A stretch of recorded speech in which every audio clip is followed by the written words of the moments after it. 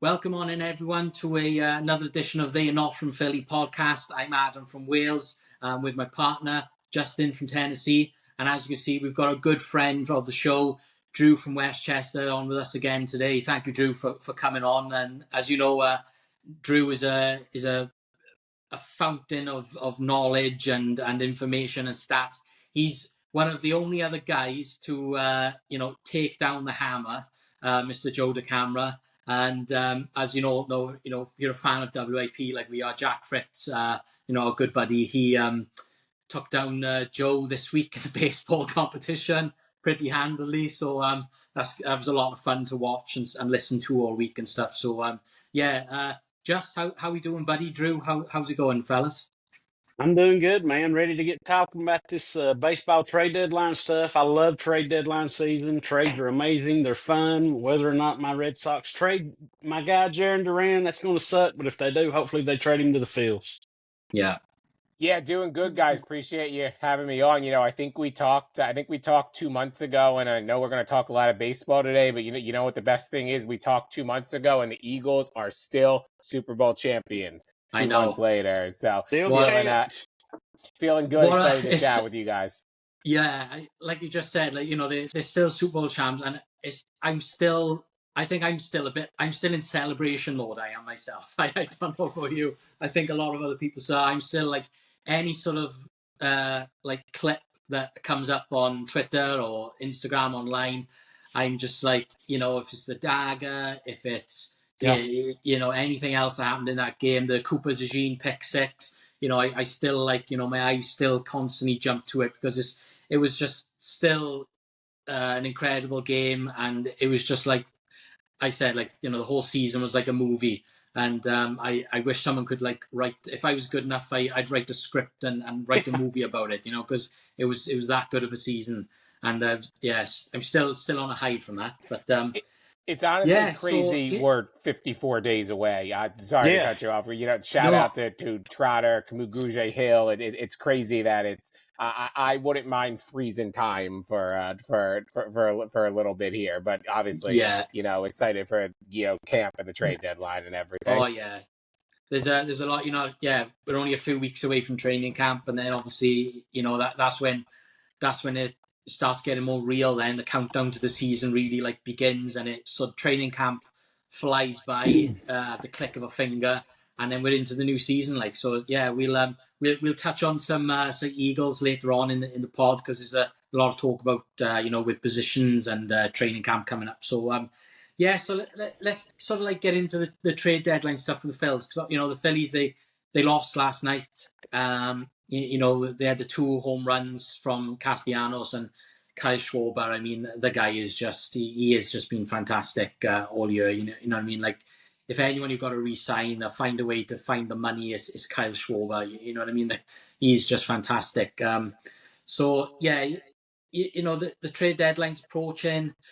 They're looking okay, the Phils, at the moment, but obviously we have games like the other night where they go on an absolute hitting sensation, and it's 13 to nothing, and the bats are just fantastic. The starting pitching is just there's nothing really to question about the starting pitching. You know what I mean? It's just the rotation is just fantastic. Zach Wheeler has to win the Cy Young Award this year. Has to. It'll be I won't be surprised if Paul Skeens ends up getting it, because Paul Skeens is Paul Skeens, and he's becoming a celebrity sort of figure in baseball. But yes, it's Zach Wheeler is obviously the more deserving candidate. But yeah, so how are we feeling, guys?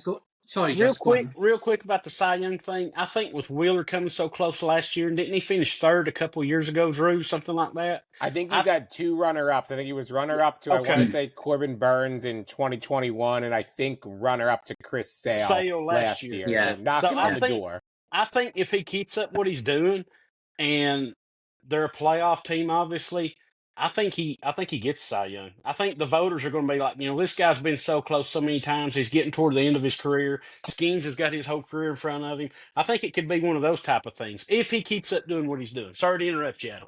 Yeah, no. There was, Zach has just been fantastic, and we talked about it last week. Just the it's a real shame that I think we have only got 2 years left of Zach Wheeler. You know what I Yeah. mean? Like, I don't think he would have gone to Matt Gelb, done that article and, you know, talked about said he's retiring in 2027 when his contract ends. I don't think he would have done. Zach Wheeler's quite, you know, he's quite not a serious guy, but you know, you can sort of. I don't think he's Strikes someone me as who. very honest. Yeah.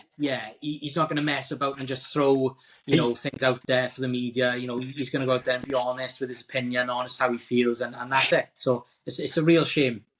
He's direct and he's forward and he doesn't mince his words. It seems like the Yeah. type of guy he is. Like y'all hit the nail on the head. Yeah, that moment when he struck out, what's his name? God, he's gone from my head, from the Mets a couple of weeks ago.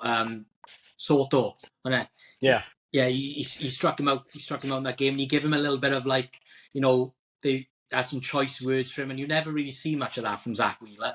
But he was just so, like, you know, thing to get that strikeout. And that was a cool moment. And so back to the trade deadline. You know, there's not too much the Phillies need, but you know, the bottom of the lineup is obviously it's a concern every year. You know, the bullpen is trying their best to get by this year. The Alvarado thing has impacted the bullpen more than we thought it would. So, you know, at the trade deadline, it's obviously, you know, they need a bat, they need an arm. You know, is it a closer they need, or is it just another good relief pitcher? It's probably more of a closer that we need, and a good outfielder. So how are you guys sort of, you know, what are your guys' thoughts on trade targets for who, you know, there's certain names out there. What do you guys think? Drew, you're the guest. I'm going to let you go first, brother.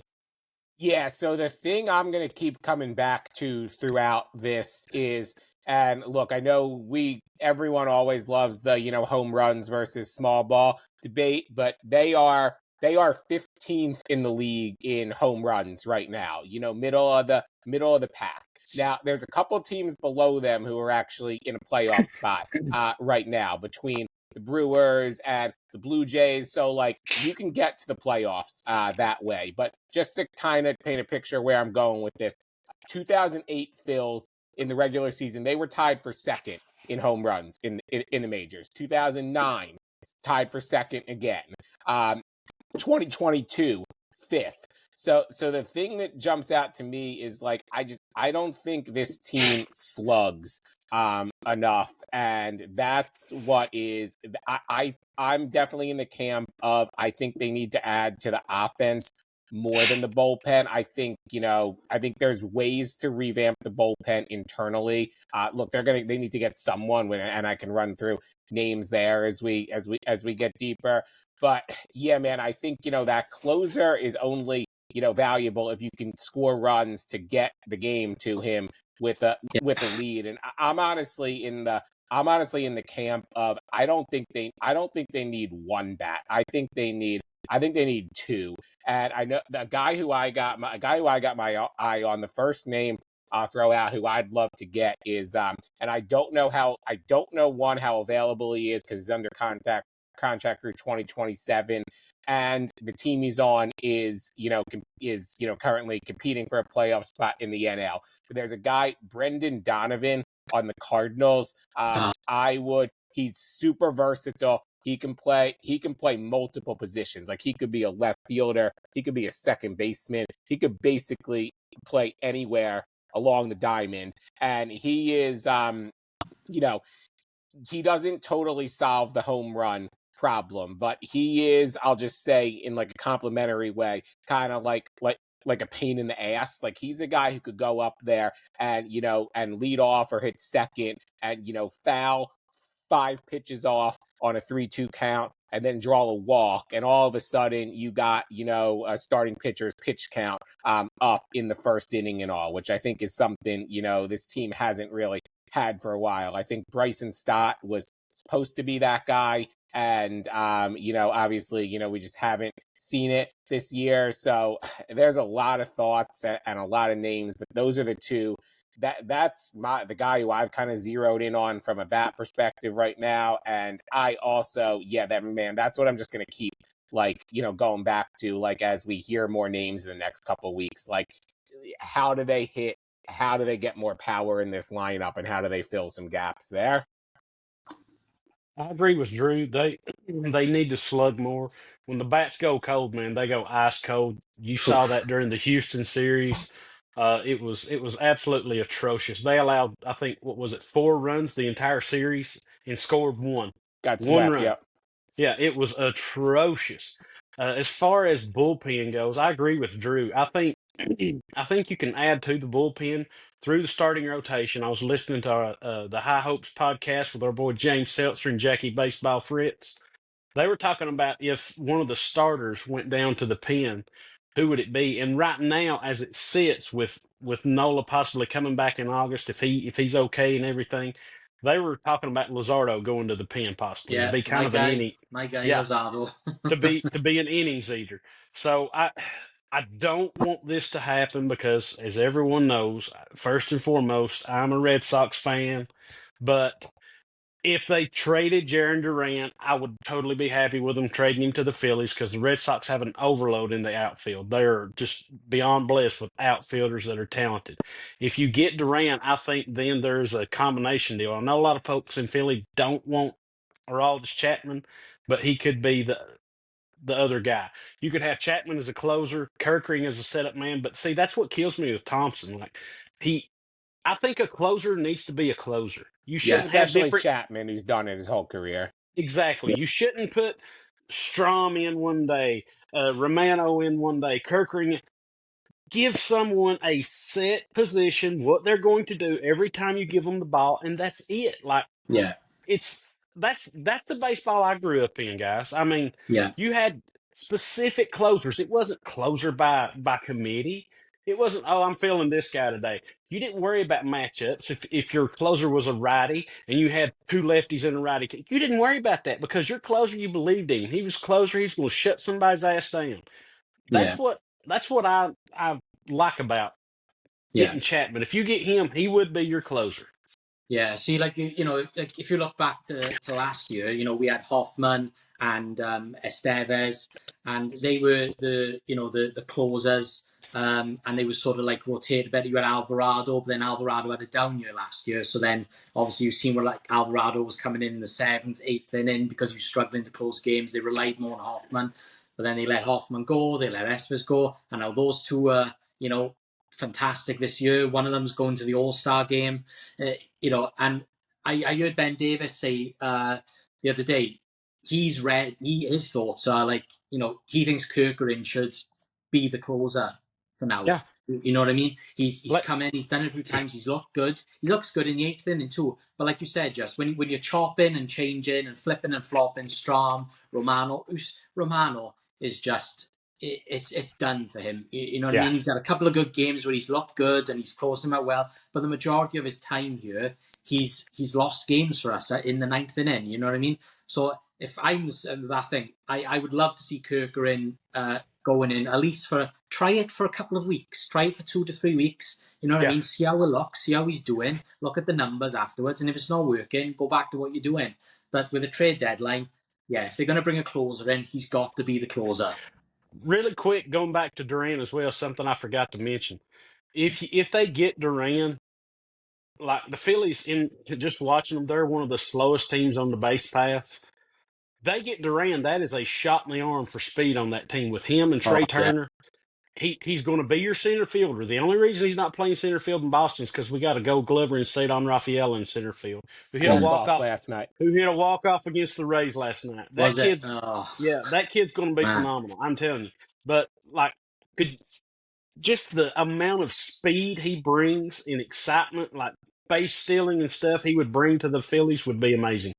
Yeah. yeah, So Justin, I think the Sox are super. A 8 super straight. interesting team to zero in on, because honestly, Yep. there's like 6 or 7 guys that I could if they wanted to trade Bregman, I could be interested there. Yeah. And they're also in a the thing is, I feel like the National League's been better than the AL this year, where they're also very much like in the thick of a wild card race. I guess I would ask I would ask you, do you think I guess do you think a Duran deal would require a Painter or Miller? And if it does, yeah, I'll go back to kind of the first point I made.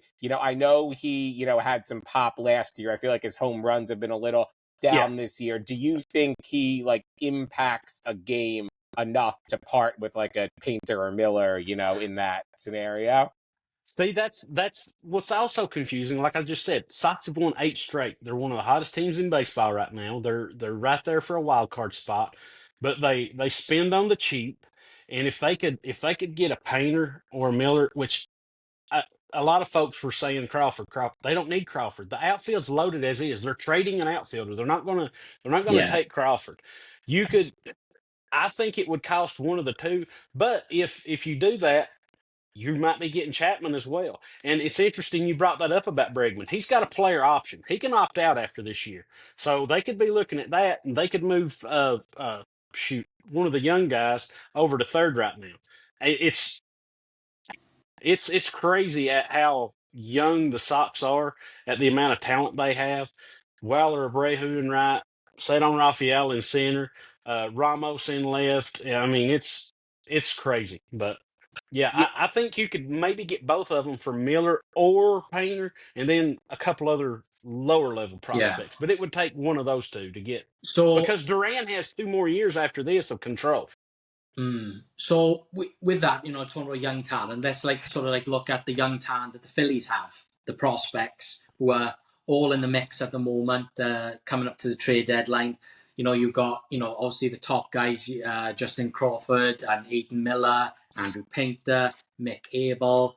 Obviously, a lot of people are saying Andrew Painter is the number one untouchable, but, he's been struggling his last few starts.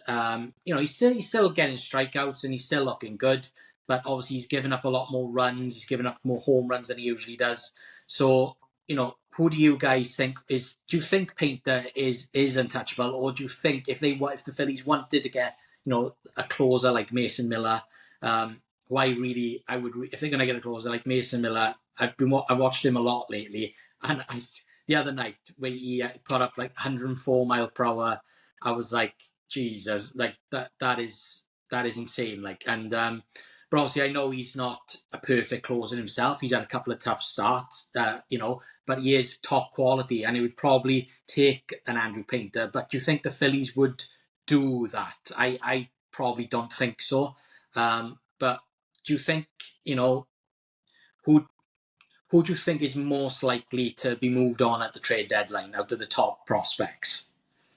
Yeah, so I love Mason Miller. So from a personal standpoint, I'd love to have him in Phillies pinstripes. But to circle it back to your Painter untouchable question, and and like what's in the best interest of the Phillies, to me, he's very close to untouchable, because I don't see a lot of names out there right now, to me, where it'd be worth it to go back to the Red Sox again. I know he struggled since he got to San Francisco. I'm a big Rafael Devers guy. I would have loved to been in on him. I think it would have been a shot in the arm, power, protection for Bryce. I think he would have fit in well here. That's a deal where I would have included Painter or Miller and could have felt good about it. I'm just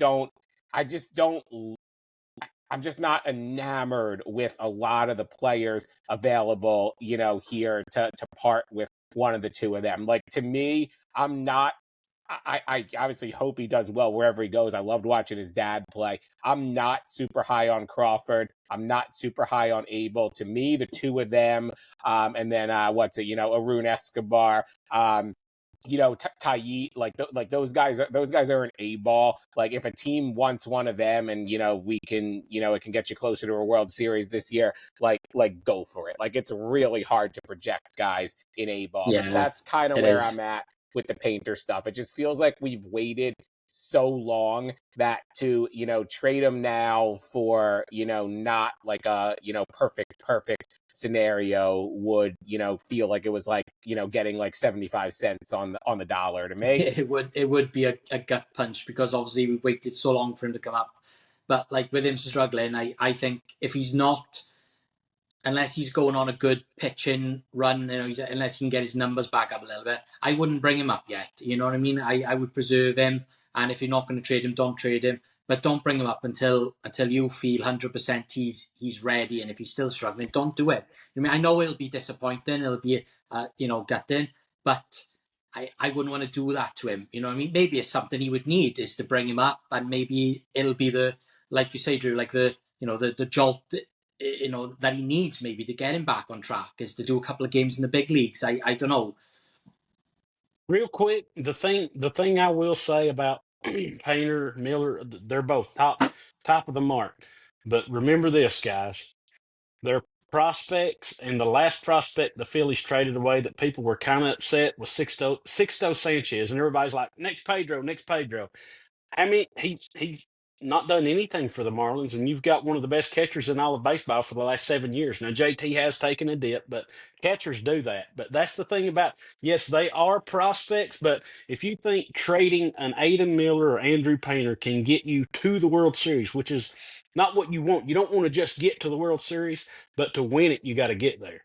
So once you get there with that starting rotation, man, that's going to be tough, dude. Real tough. I know, So, I but mean, my thing is, just like, if Dombrowski somehow pulls off, one of these great big moves, and guessing, one of these guys that are out there, whether it's one of the big name closers, one of the big name outfielders that are out there, it's, can the top, the core guys at the top of this lineup, can they be relied on during that run? Will it give them that push, that jolt in the arm that they need to get to the World Series and win the World Series? You know what I mean? I'm still a bit of a doubter in that perspective. real quick though, instead of trading prospects, let's shift here. What if you could get Duran and Chapman and send like a Luzardo and somebody else? You know what I'm saying? That's not off the table, because Luzardo's got two more years control, Drew, after this. You've got Luzardo, you've got Ranger Suarez. I mean, he's been phenomenal this year. But I mean, it's coming up after the All-Star break. We've seen he hit the brick wall last year after the All-Star break.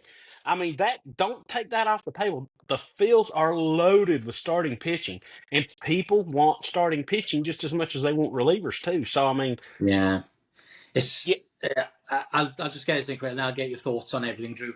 It's tough, because like Luzardo, the last couple of weeks he's been a bit up and down. He's come in, he'll have a bad start, and then the next start he's 10 strikeout game. You know what I mean? The other day he was absolutely fantastic. And I love Luzardo, he's my guy, but it's tough because Ranger Suarez has been so good this year, and there was so much doubt at the beginning of the season, because is his back going to hold up? You know what I mean? He hasn't pitched for so long, so it's tough. But yeah, so Drew, what are your thoughts on all this, as far as like Luzardo and Ranger Suarez? Does Ranger Suarez stay with the Phillies, or is he put in a trade package? Is Luzardo a possible trade move? What are your thoughts, Drew? Yeah, I'm super into getting creative. I can think a couple years ago, like the Yankees and the Cardinals, in the year the Phillies made the World Series, did a contender for contender trade at the deadline. I think it was Harrison Bader for Jordan Montgomery. And actually Harrison Bader, that's another name that I'd be interested in. But yeah, I think being creative could be, has to be something that, Dombrowski has to think about and has to be on the table. That's what the best GMs do. That's what he didn't do a player for player trade at the deadline in 2008, but that's what Pat Gillick would have done. That's what Howie Roseman, if he had to, would do in football. So I definitely think he has to be creative there. I'm at the point with Ranger, and look, obviously he has to be healthy through the season. But if he is, like, I feel like I just don't know how you can't keep this guy. Like, can you imagine if an Eagle was having like the season, who was a pending free agent that Ranger Suarez was, and there was a thought that he was going to walk away. Like, I know it's a different sport, but I go back to, again, I feel like Howie would find a way to get that guy. So it was like the Zach Bourne. Exactly. And obviously, Ranger, has been here, longer and had, but exactly. So yeah, I think, we go back to the Red Sox again. I mean, another question that jumps out to me is, say you focus in on Bregman and say it's like, okay, like he's not going to be here. He's probably not going to be a Philly for longer than this year. But if the Red Sox know that he's also probably opting out of his contract too, do they want to take a shot on having Alec Boehm at Fenway for a year and seeing if a change of scenery helps him? And do you try? Okay, so Justin's shaking his head. No, but I think those types of creative thinking, are what you have to do. And I see Luzardo right now being in the pen in October, at least for a good chunk of October. I wouldn't mind that. See, I think he'd be good coming out of the pen. Ranger Suarez was back in the World Series run. Yeah, Yeah.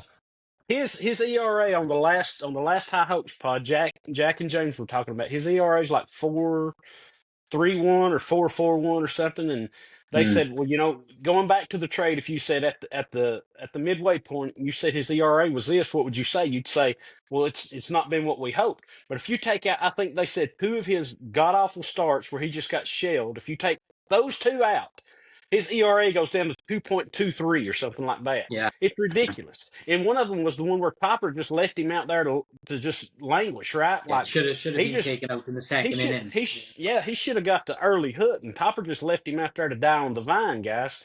But I think he's been very good. This is more of a pro Ranger and Sanchez take than an anti Luzardo take. Yeah. Here's the thing with how the playoffs set up this year. There's a good chance that the way the off days work, last year in the divisional series, you needed 4 starters. If you remember, there was a big debate around, should Wheeler go on short rest or is Ranger going to pitch in day 4 in game 4? You'll really, the way it sets up, only need 3 starters through the division series this year. And to me, like, we talk about some of like the politics of like having to tell these guys, who's going to the pen. And I don't want that to frame the decision. But to me, Luzardo, between Ranger, Sanchez, and Luzardo, just has, kind of the least like, sweat equity. And I think it makes for an easier conversation with Scott Boras of, hey, we're going to, your client still has a year remaining. He's back to being a starter, whether it's here or somewhere else next year, versus, saying you're putting Ranger in the pen. And then I know folks aren't going to want to hear this, but if the Phillies get to the NLCS, like, Aaron Nola will start a game. I'm incredibly confident in that. Like, he's not coming out of, to me, I don't think he has any value in the bullpen. And I actually think when he comes back, expect him to pitch well. I know a lot of people have Nola fatigue. I've been through the ringer with them as well. But if the playoffs go how we want them to go, he will, in my opinion, see meaningful innings at some point. Yeah, I agree. It's funny with Aaron Nola because he is a fantastic starting pitcher, and he's been with the Phillies now for nearly his whole career. So like, but yeah, I'm a bit like that, Drew, and just I'm a bit down on Aaron Nola at the moment because obviously before he got hurt he wasn't looking fantastic, and his injuries is taking a lot longer for him to get back, and it's getting closer and closer to the end of the season before we get to October. So it's like, what quality is he going to be at when he does have, because like you said, he is going to be starting at some point in the playoffs, his value isn't going to be there in the bullpen. So it's going to be interesting to see how he looks and how good he is going to be, because that's going to be the worry, is like, because he's going to have to come back and he's just going to have to, the expectation is going to be he's going to have to pitch his lights out because it's coming towards the end. So when he was struggling early in the season, wasn't everybody pretty much saying it looked like he just had a dead arm and like you just Mm, so maybe, okay, he went out with a sprained ankle and now he's staying out because he's got a cracked rib or something like that. yeah. So maybe he's resting up, he's getting the rehab he needs, and maybe he comes back with a little more life ready for the postseason because it's probably going to be sometime in August before he does come back. Mm, They'll ramp him up a little slow, I think, but I think Nola will be ready for the playoffs, guys. I really yeah. do. And He's a it's he's a super. he's a Southern boy. He's a gamer, man. We tougher than pine knots, boy. It's super fair to be frustrated Yeah. with him. Look, he's been a very interesting kind of like symbolism, like metaphor of this Mm, era of Phillies baseball, I think. But I just always remember that 2023 season going into free agency, like he was he had a really rough season. I think everyone's anxious going into the playoffs. And, look, this team, the team I'm about to mention, like honestly stunk, but like he went out and like shoved against the Marlins. And I yeah. remember, Yeah. in that first playoff game, and I remember hearing through the TV, like a let's go Nola chant in like the fifth inning when he had a couple base runners on and he, I think, got a strikeout to get out of the inning. And honestly, it was just it was a really nice moment and a nice, reminder of, what the bank can do in Wasn't that October. a game where he tipped his hat at the end, and because he he probably thought himself didn't know if he was going to be coming back to the Phillies. I think so. It was the Bryson Yeah, Stott Grand Slam yeah, game, and it was just really nice of, here's a guy who's frustrated a lot of people, and 40,000 getting behind him in a big moment. And I think if we see him in the playoffs, I think it means good things because it means the Phillies advance to a point where he's needed, and I think he'll be good if and when he's called upon yeah. there. So Well, sorry, just go on you. no. Well, I was going to ask Drew. We've seen the ups and downs of Bryson Stott, and right now it's the downs. You talking about getting Yeah. creative?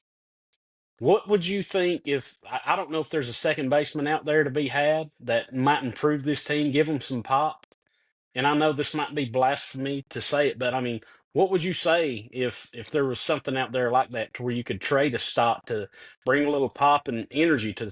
Because man, it seems like every year once Stott starts to crater, man, he Mm, craters hard. yeah, yeah. It's just Yeah, been tough, tough. it's definitely not blasphemy at all, Justin, and that's why I definitely think even if you don't trade him, you need some type of hedge there, Yep. and that's why I go back to the Brendan Donovan idea, who can play Yeah, second base. Like let's Yeah. just walk through this for a second. We can figure out the batting order later, but say there's 6 guys who are going to be in the lineup for the playoffs. You got Schwarber, Trey, Bryce, you got Casty, JT, and Bohm. So then you basically got 3 spots. So right now, we have gaps at center field, left field, and we'll say second base. So if you could bring in a center fielder, say like, Harrison Bader, like Joe Adell, like Ramon Laureano from the Orioles, who I'm high on. So let's say one of those names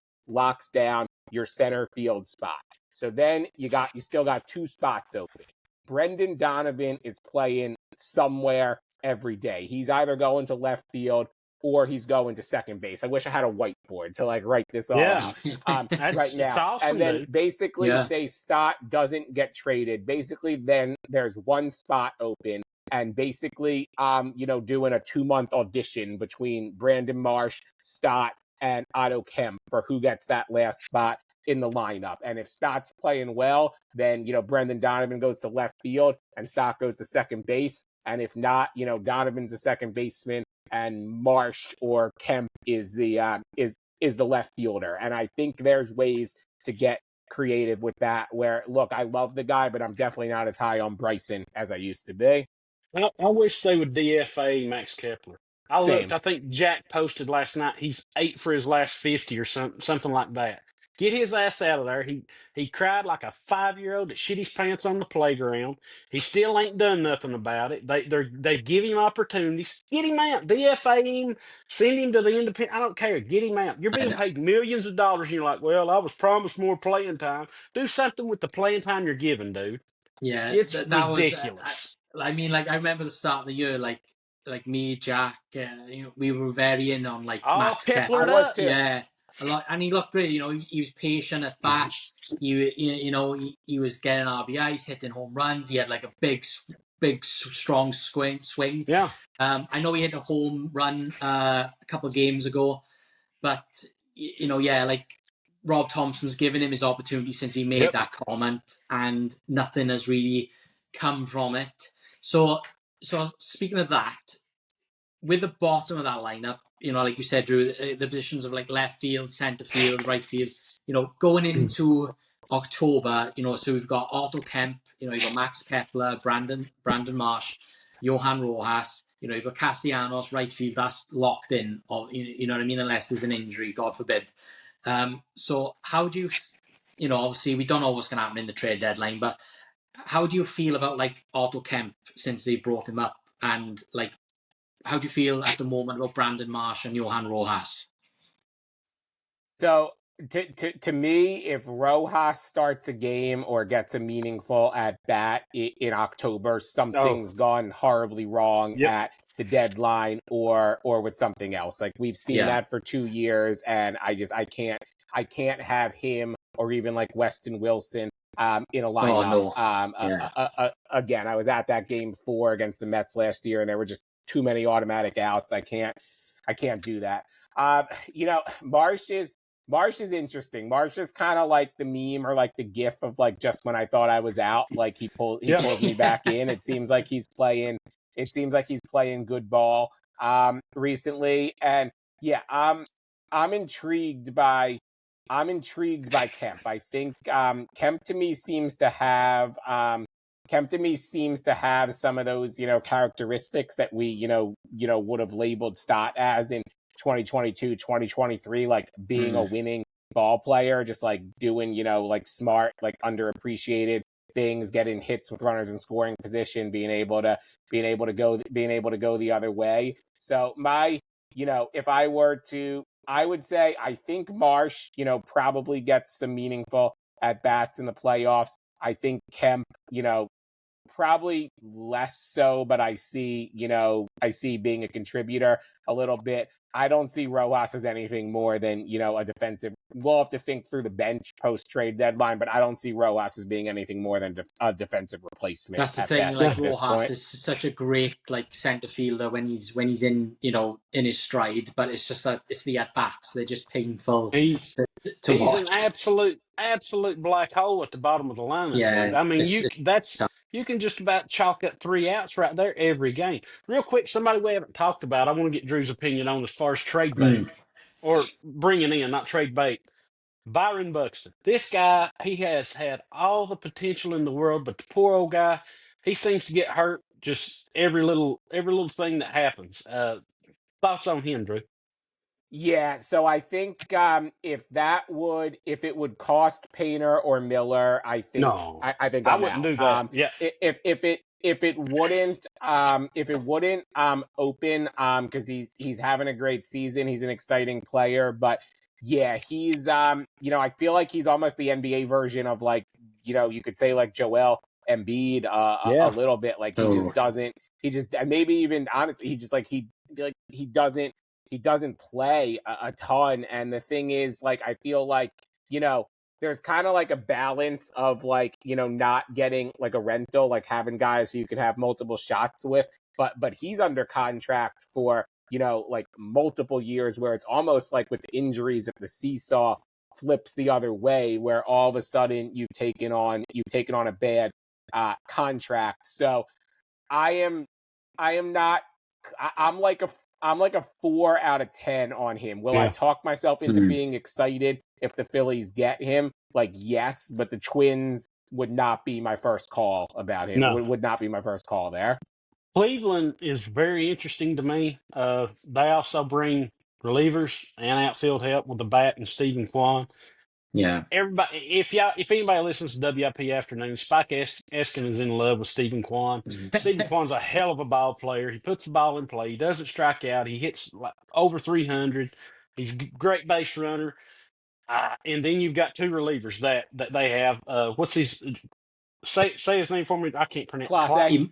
Clase. And then there's Class A, another yeah, one. Emmanuel Yeah, Class A. there's another one I read they had that the Phils could be interested in as well. Can't remember his name. I didn't take no notes. Like I said, I worked till about midnight last night on this room down here. But both of them have control into 2027, I believe, and they're not crazy contracts either. So I mean, that's one team we haven't really talked about was the Guardians or Indians, whatever you want to call them. But Yeah, yeah, Stephen Kwan, he would be awesome with the Phils guys.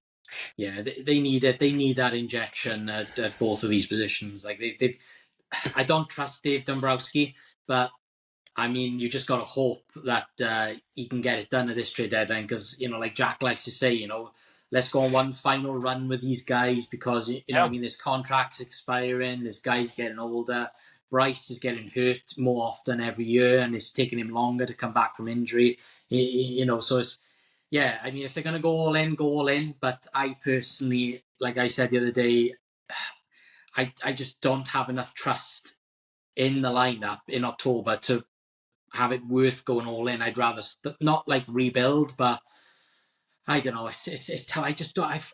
Like we've all been let down so many times the last few years. It's tough every year to try and find that optimism. At the trade deadline as to whether is to go put all your chips in. I don't know. Before we move on to the Eagles, I want to get both of your thoughts on Rob Thompson.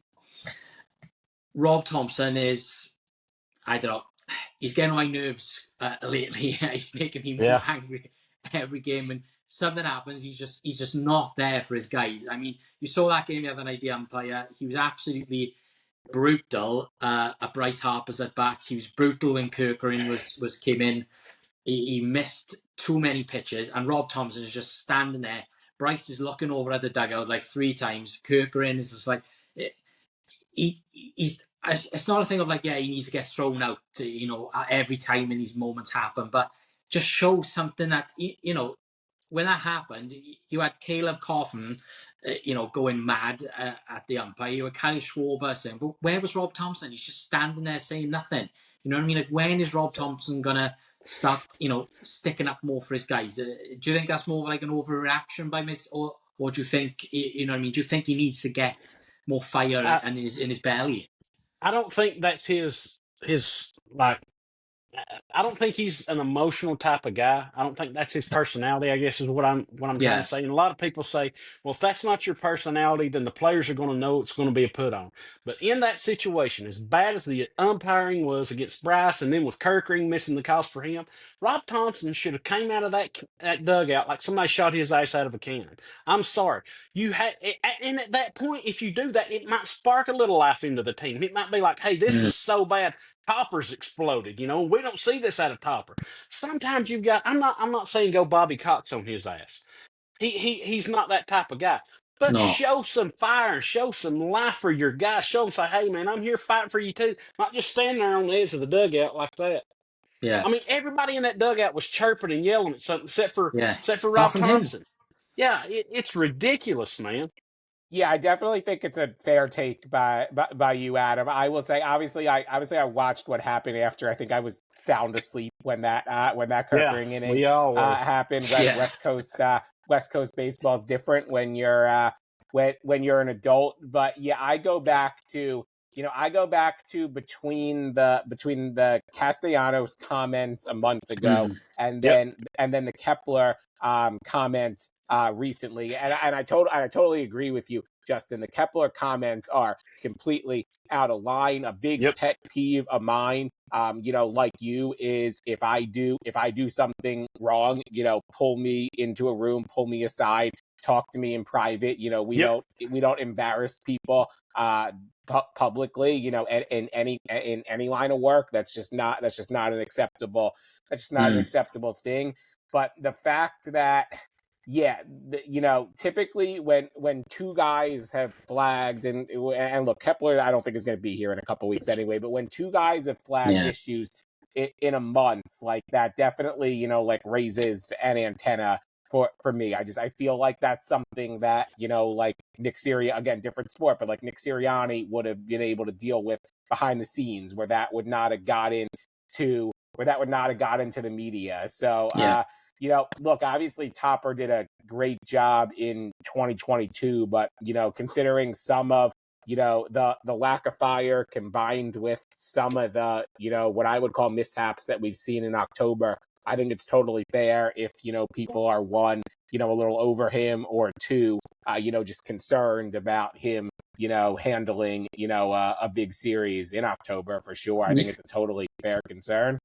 Yeah, like you say, you know what I mean? It's so, yeah, it's like, it's not his personality, but there's certain moments throughout the season, and there hasn't been a lot of like big moments, like controversial moments for the Phillies this year. You know what I mean? It's just, but tight moments like that, you have to do. I'm not saying he's got to go screaming in the umpire's face, something, but come out to the dugout, go over and have a word and or something. You know what I mean? Just show that But it's just ice cold from Old Thompson. He's got to be better than that. 'Cause he's, if nothing much gets done at the trade deadline, he's got to find a way to motivate these guys in October.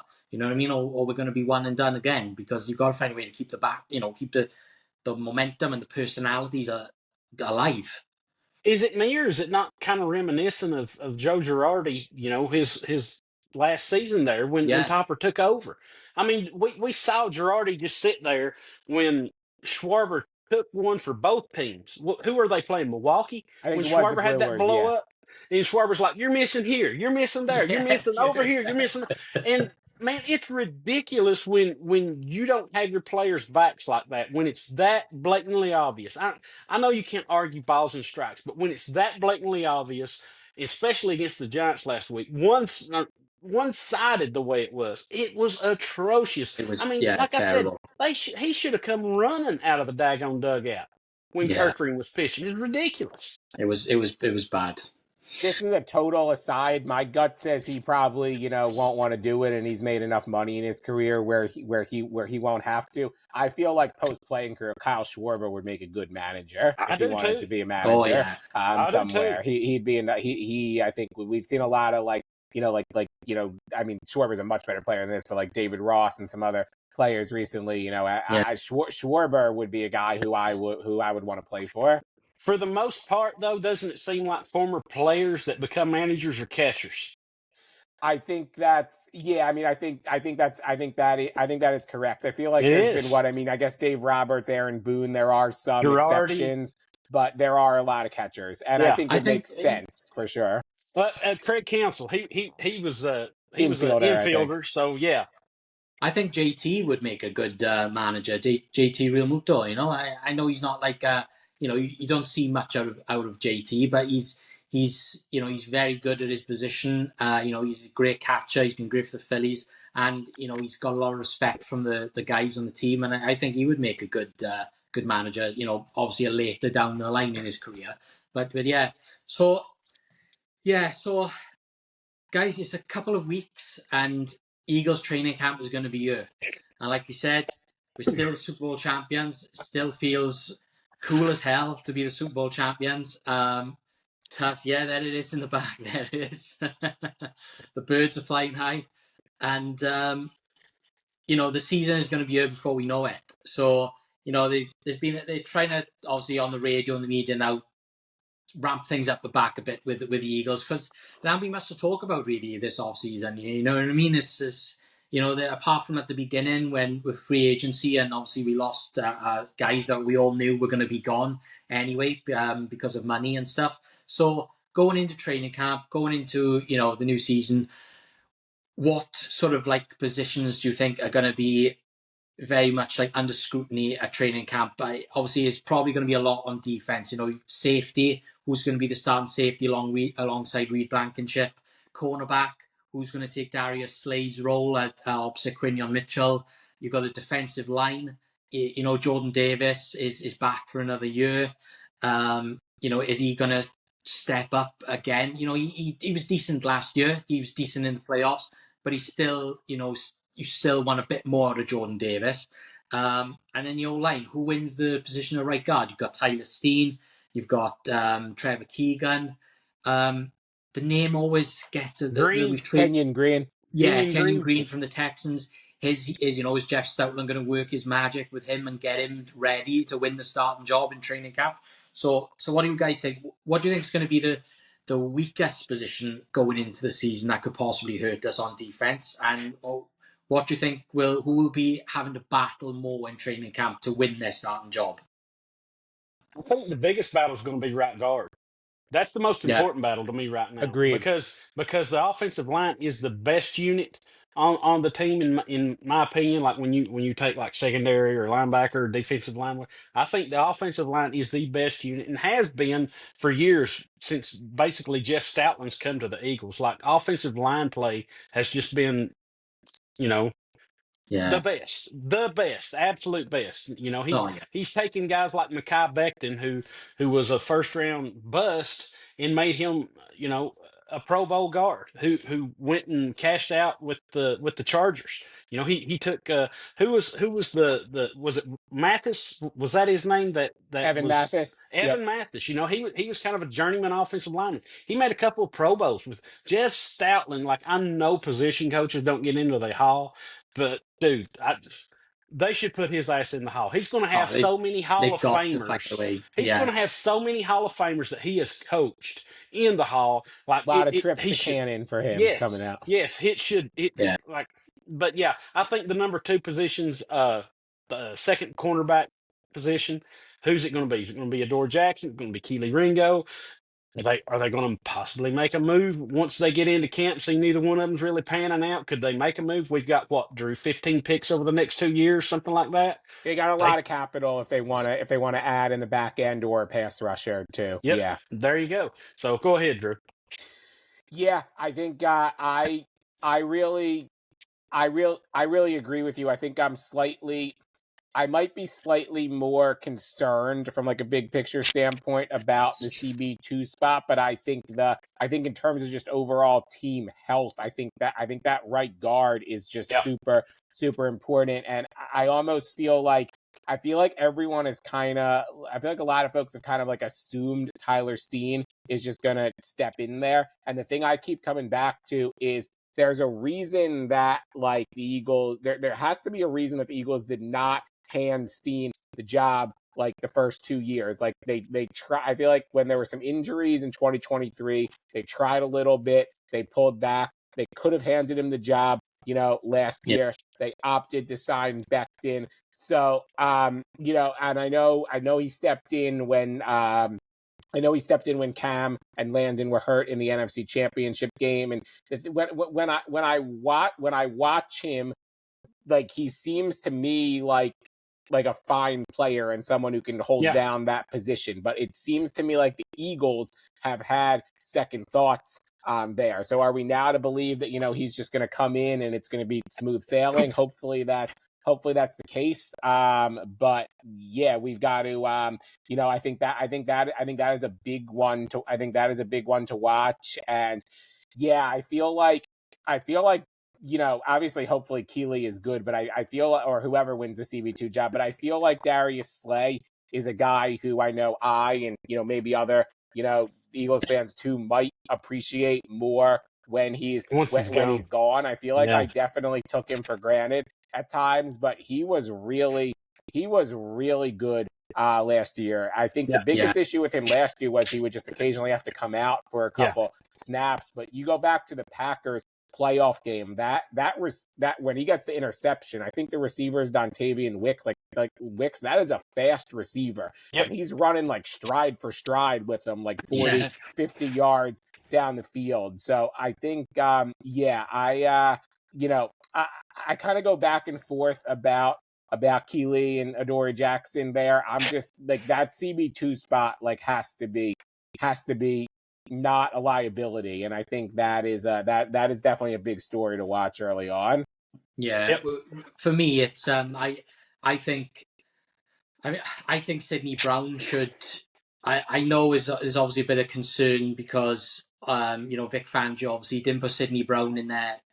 When GJ was hurt last year off and on, it wasn't Sidney Brown they were going to. It was that Tristan McCullum. Yeah. And he didn't look great. He looked okay at times, but overall he wasn't great. But there's obviously a reason why. I know Sidney Brown was coming back from an injury from the end of the 2023 season, but he looked healthy last year. He, when he was on special teams, you could see his speed downfield.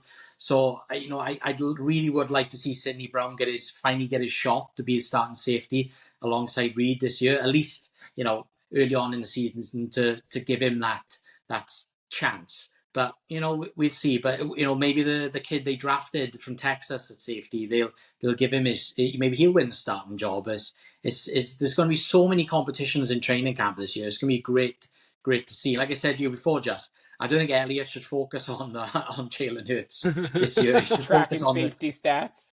Yeah, safety stats, O-line stats, D-line stats, cornerback stats, because, we know what we're going to get out of Jalen in training camp. He's going to be locked in. His detail, his attention to detail is superior. Like, it's incredible. So, yeah, it's going to be a fun training camp, boys. Actually, either yesterday or the day before, I can't remember exactly. I predicted that Sydney will win the starting safety job over Andrew Makuba. So, I mean, I really like Sydney Brown, but he likes the fact that Sydney's just a wild man on special teams, and he will just go down and take your head off and stock up like they were doing stock up, stock down, or who are you buying and selling stock yesterday.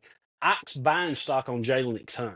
And you know what? I agree with that. This kid started out at Cornell as a safety, went to Dallas Baptist or something, and changed to edge rusher.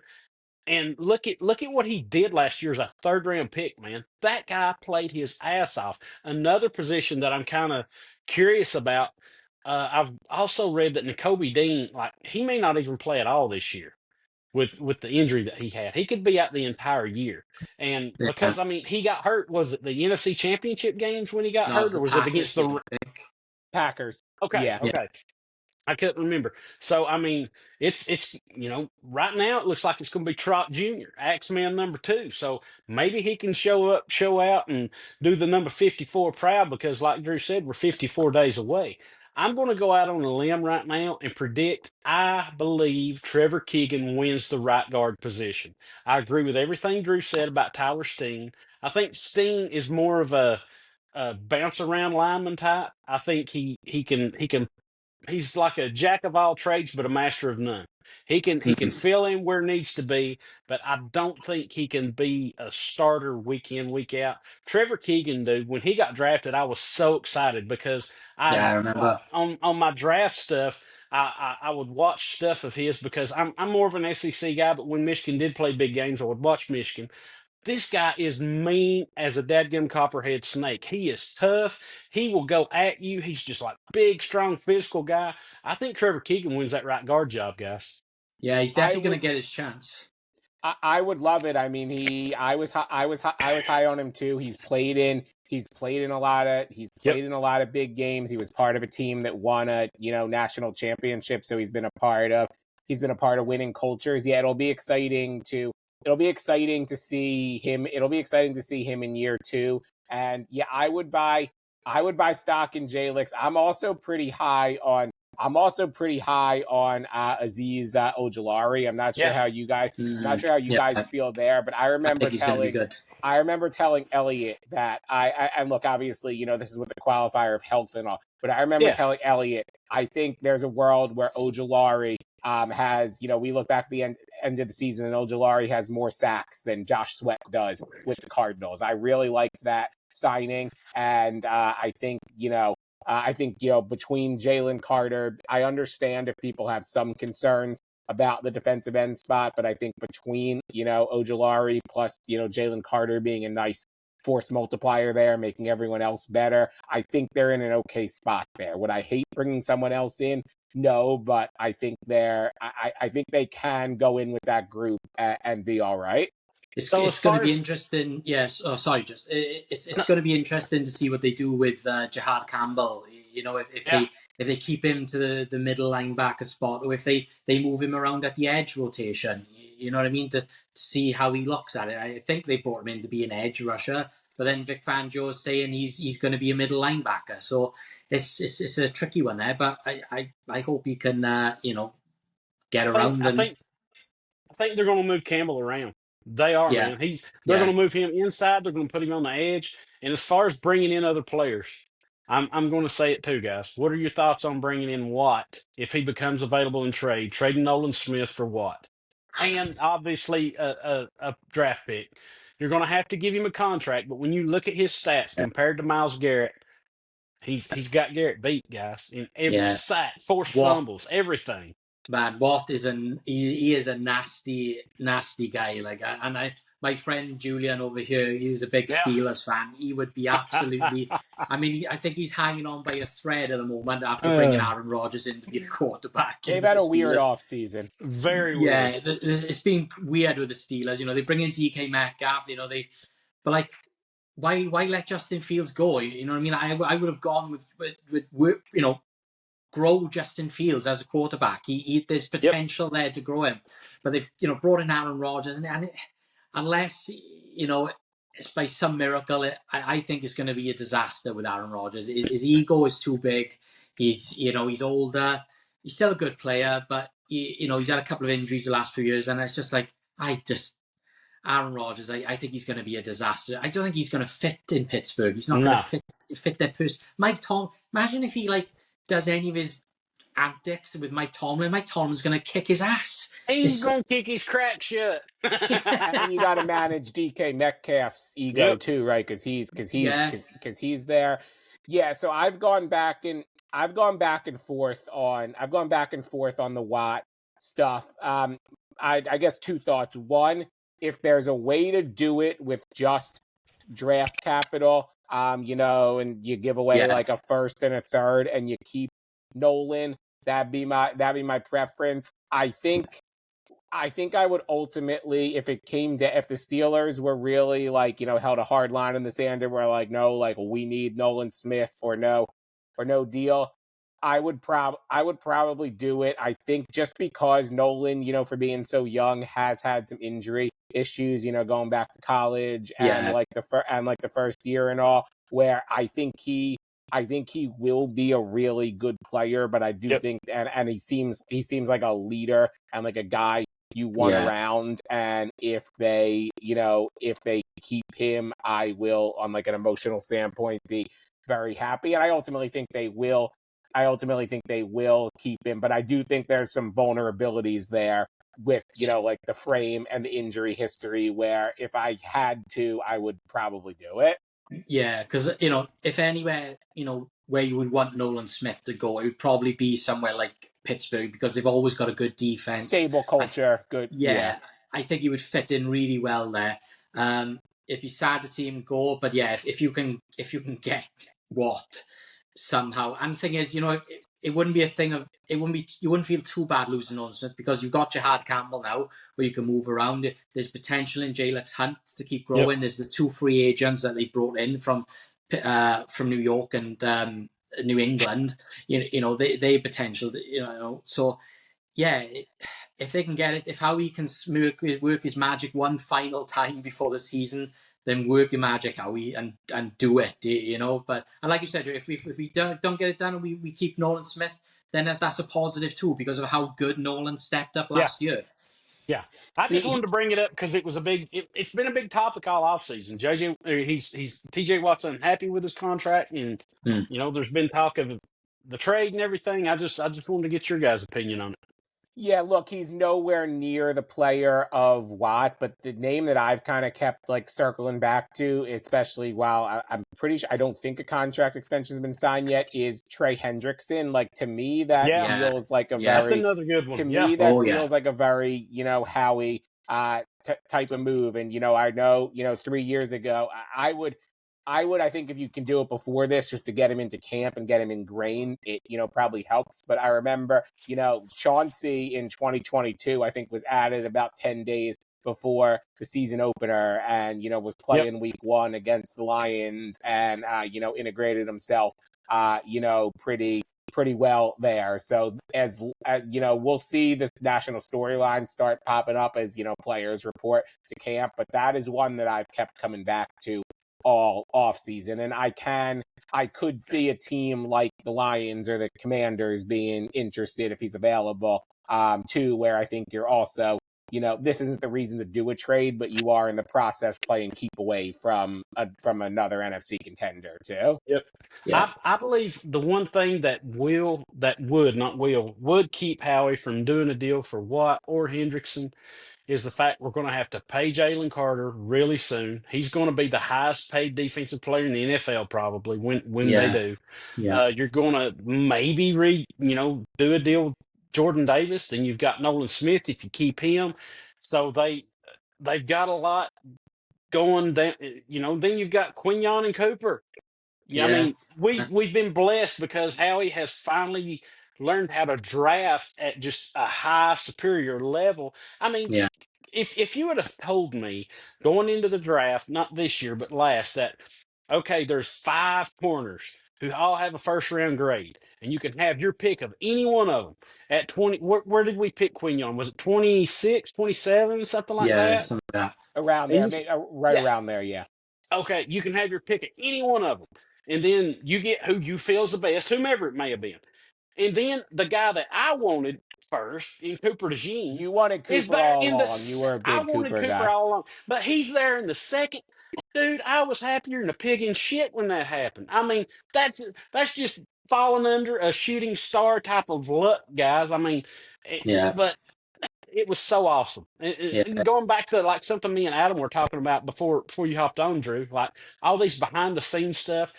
Guys, y'all, I can't tell you how many times I've watched that draft video of Howie going back and forth, and then they think the Chargers are going to get him, and Lurie's like, so that's it, huh? Yeah, pretty much. And then they're like, the Chargers select Braden Feist, and Jeffrey looks, and Howie grabs that gun phone. He's like, listen, dude, I've watched that 100 times. It's so awesome. Yeah, like you said, it's amazing how they do things in the draft, like their teams and the scouting and how they put it all together on draft night. It's just crazy to watch. But yeah, so I guess we'll just wrap it up there, guys. It's a lot of exciting things to come with the Eagles, and we'll see what the Phillies do with the trade deadline. Make a move, Dave. Yeah. Open up your purse, Middleton. Open up your purse. Yeah, that too. You know the money's there. Real quick before we go, guys, I want to hype somebody up. One of our friends, good bud, ringthebellbook.com. I got mine. It came in the mail this week. Jack Fritz, Kevin Reevy. If you're a Phillies fan and you ain't got this book yet, what are you doing? Come on, help our guy out. He gives us tons of content. High Hopes Pod, being a producer/host on WIP. Ringthebellbook.com. Yeah, Jack's been on the podcast with us as well, and yes, it was great for him, making time to come on with us when he did. And I'm waiting for my copy from Amazon because Jack wants ship international, so I'm waiting for mine from Amazon in August. So I can't wait to read it. That's super exciting. I'm excited to read that. Also, if anyone's got, I don't have it next to me to hold up right now, but if anyone's got young kids, we'll plug Brandon Graham's ABC's I book. got if it. anyone listening, I read that to my son a week ago, and that's a good one. Also, another Joe DeCamera's got a book coming out pretty soon too, right, Drew? Yeah. Joe DeCamera, love him to death. He's provided us with tons of content, guys. Go help Joe out too. Buy his book as well. Don't forget 2026 QB1. He's got his children's book coming out. Jalen's got a kid's book coming out. We got a lot of stuff to plug here. Yeah, we got a little book club going on. yeah. We need some of these royalties. as long as Nick Sirianni's not writing one, I don't want to flash back to 2018. But Jalen can write a book if he wants to. I'll happily read Nick's book when he's retired. Then I'll read Nick's book. I will be the first to order it. Just hold off. Just hold off for now. That will be a bestseller. And for those wondering, this is not an MLB shirt. This is a Han Solo MLB silhouette shirt. Well, we'll leave it there, guys. Just thanks for as always for being my partner, and it's been great. Drew, thanks for coming on with us, making time. I know how hard it is balancing work and newborn babies and family life and stuff. So I appreciate you taking the time to come on with us and, just pour your knowledge and stuff onto us, because it's always fun having you on. Guys. But thanks. So guys, thanks for listening. Thanks for watching. Give us a like, a follow, and subscribe on our YouTube channel. And as always, go Birds, go Phils. Love y'all, man. Let's do it.